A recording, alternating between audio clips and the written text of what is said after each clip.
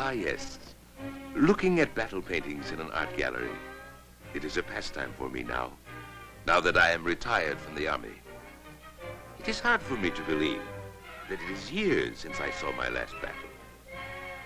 And with that battle, the fall of the grand empire of France. Yes, I, Frederick Gautier, served with Napoleon from the early days of 1796 to the end of an era in 1815. Those were the most important years of my life. And in these battle paintings, I relive those years, the Napoleonic Era. Take the painting over there, for instance, one of my favorites. It was 1796, the first time I saw General Bonaparte, Napoleon, as the world came to know him. We were an invading army in the mountains of Italy. But our invasion of Italy was going badly. We, the soldiers of the French Republic, were hungry, ragged, dispirited. I was a young lieutenant then. Like the other men, my morale was low.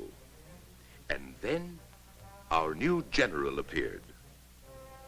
He was young, thin, intense.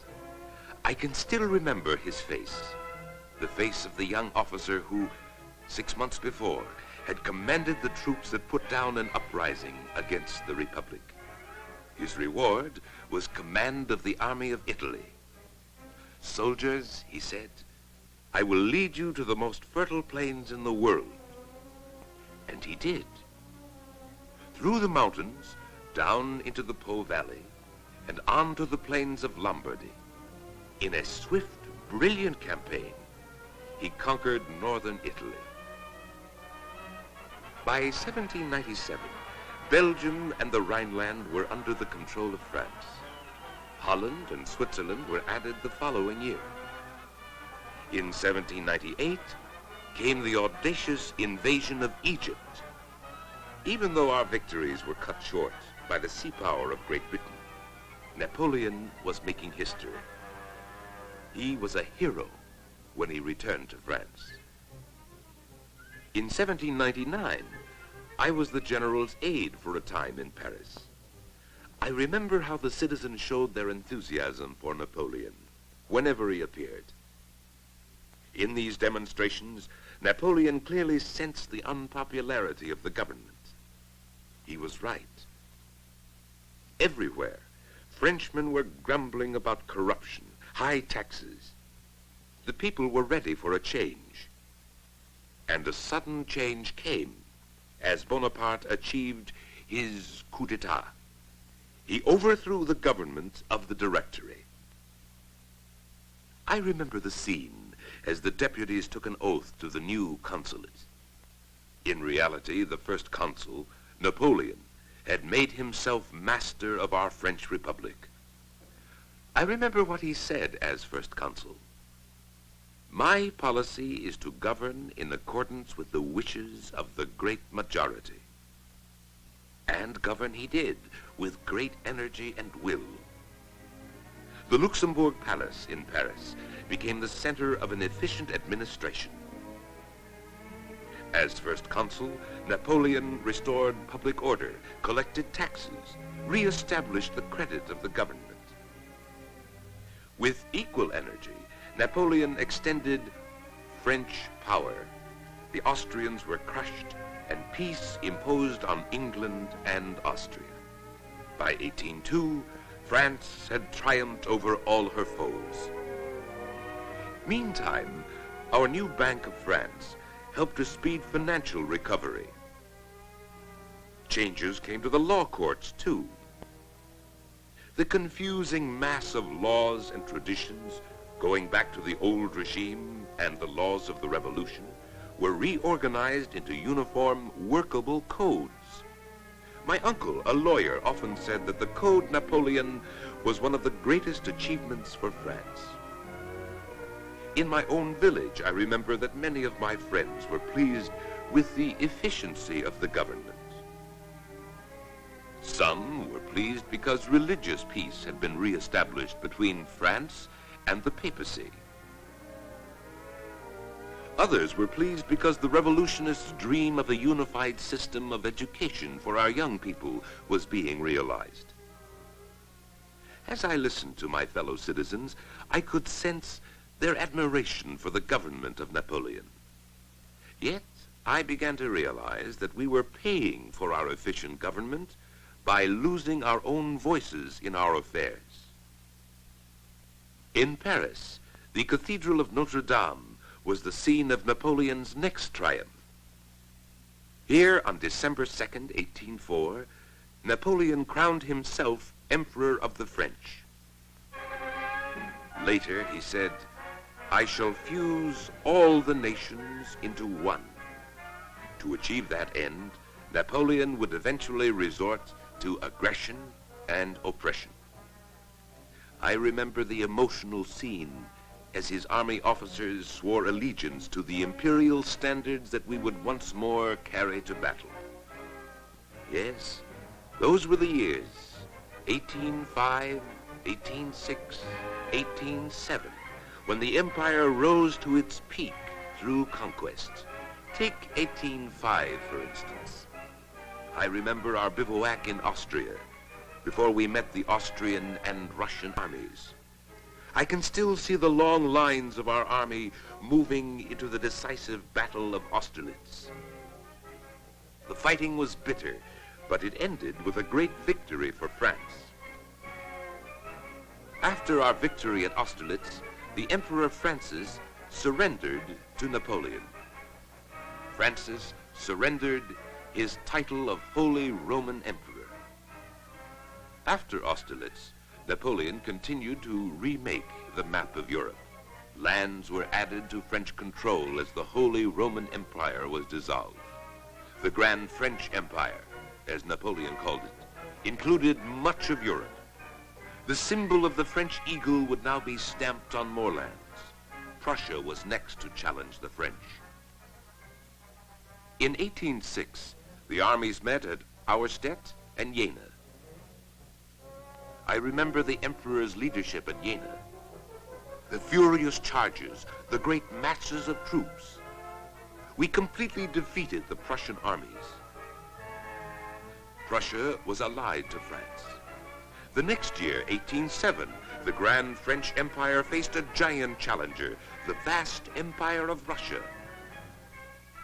At Eylau, and later at Friedland, bloody battles were fought.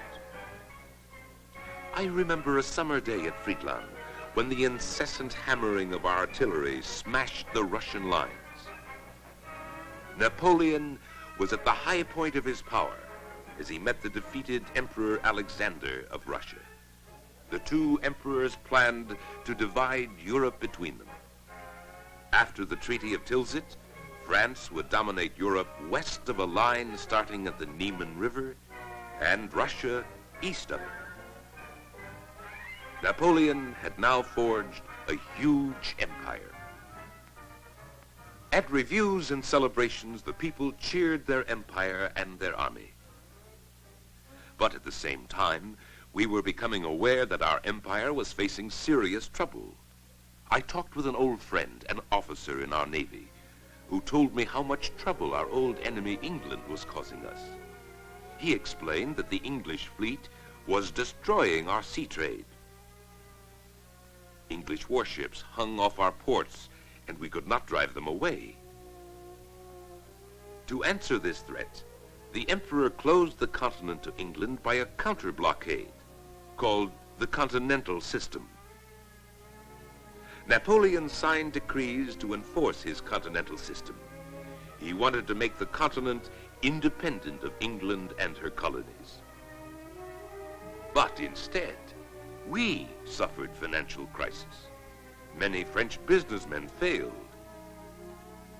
Even our small shopkeepers felt the pinch of the economic blockade. The popularity of the government fell as the supply of certain imported goods, such as tea and coffee, became less and less. And soon, in the lands we had conquered, open opposition.